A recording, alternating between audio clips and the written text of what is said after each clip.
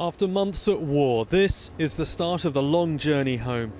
These troops are the first to fly back on Voyager, the state-of-the-art transport and refueler leased to replace the Tristar.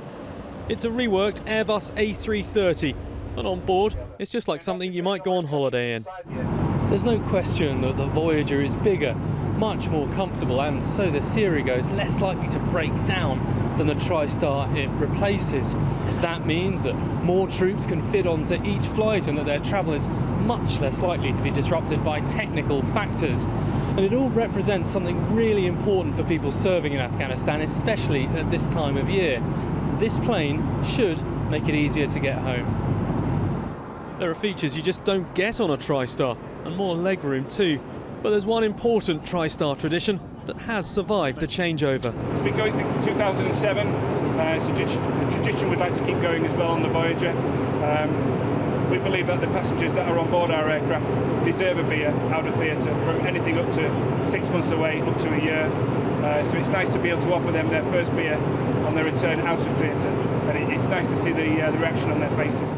His team look after the troops, very aware that this isn't just a flight, it's a trip back to normality. Working on the Tristar before and seeing the reflection on the passengers' faces when they fly on this aircraft, they do like it. Obviously it's got the new aspects and the new feel. Reliability is very good. I haven't broken down yet on any of our flights, which is a godsend.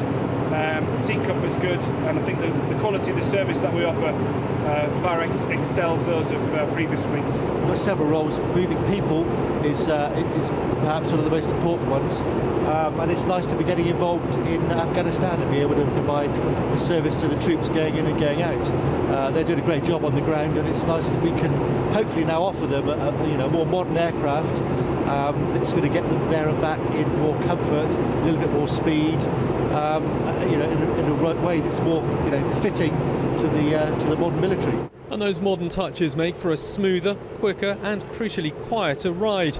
But Afghanistan is still a long way away, and Voyager has to stop for fuel and a crew change. I was actually pleasantly surprised having come over here on a Tristar. It was noticeably newer. As soon as I walked on, there's far more leg room, the engine was a lot quieter. And I think the little touches like a film and blankets and pillows was actually quite nice. It was pretty comfortable. I mean, the flight was full, but there was still loads of space. It wasn't as noisy as well. It was comfortable. It's a lot different to a Tristar, and it seemed to go that little bit quicker. These planes are leased on a complicated multi-billion-pound PFI deal, and the MOD hasn't said how much extra it's cost to upgrade them for Afghanistan.